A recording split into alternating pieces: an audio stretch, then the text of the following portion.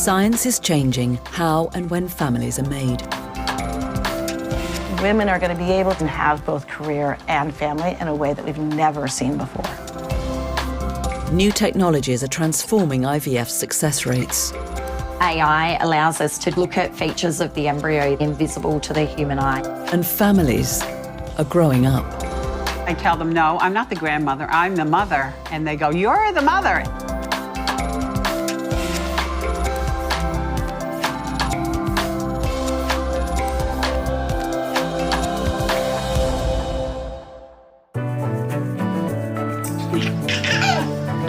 My name is Dawn Hallett. I'm 65 years old, and I'm the mother of Audrey Evelyn Ann Hallett. Audrey is 1 year old. Dawn and her husband Mike, who's 66, are proud first-time parents in Nova Scotia, Canada. They married in 1977 and tried for a baby for decades. When we were in our early 30s, we discussed about having a family, and then we went for testing, and we found out that our chances were very slim. And 10%. 10% chance that we could have a child of our own. Attempts to conceive naturally and to adopt failed. So 5 years ago, Dawn turned to IVF and donor eggs for help. I went to our local clinic and they said I was too old, that they wouldn't work with us. In Canada, as in America, industry guidelines discourage embryo transfers to women over 55, who face a higher risk of prenatal health conditions, including preeclampsia, hypertension, and diabetes. Want to get going? Want to get going? Dawn considered surrogacy. She looked abroad to developing countries with less restrictive guidelines and legislation. First place we went to India. Our surrogate was sitting in her doctor's office, and India closed their doors to international surrogacy. We flew to Mexico City, and we tried 3 times there with a surrogate and my husband, and she failed 3 times. Hello! International fertility consultant Crystal Travis directed the couple towards Georgia, Dawn, how is motherhood?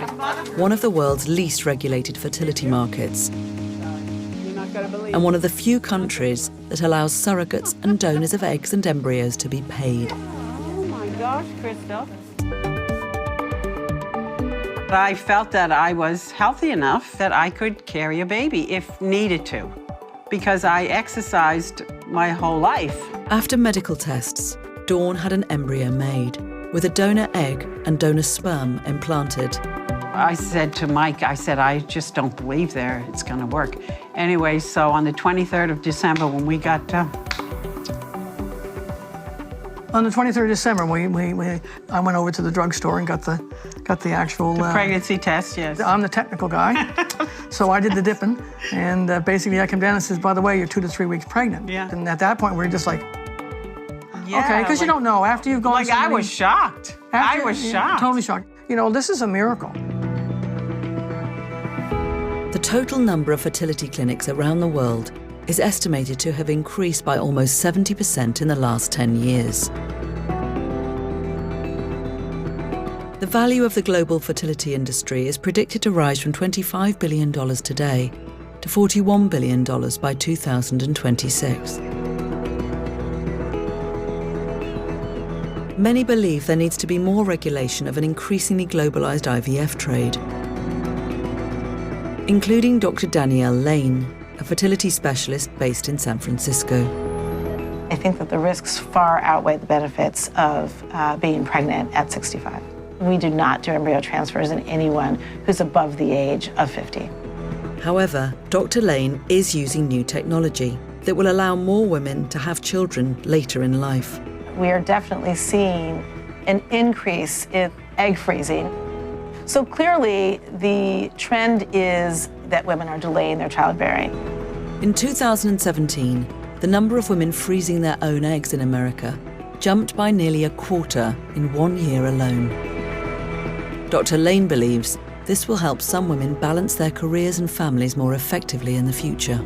Now we're saying you can have that child at 40 using your 28-year-old eggs. So maybe it matters that you spend those extra 10 years focused on your career and get to a point where you feel comfortable having that baby at 40. there is another technological development that might accelerate this trend towards older parents. Today, Dr. Michelle Perugini is unveiling a new artificial intelligence application at the Lane Fertility Institute.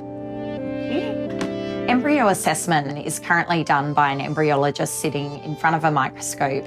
What we do is take microscope images, directly drag and drop them onto our system, and the AI runs over those images and produces an instantaneous confidence score. The application is designed to improve the chances of selecting embryos that will lead to successful pregnancies. Our data show that we're 30% more accurate in terms of being able to predict the pregnancy outcome. That's really amazing. This application is awaiting regulatory approval in America.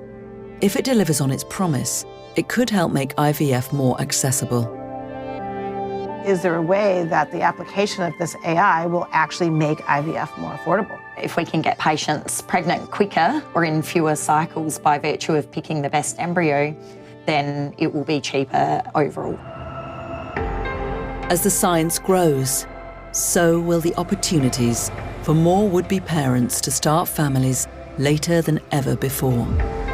There will always be decisions to be made about career and family, but the ability to plan them out is so much better now than it was even a decade ago.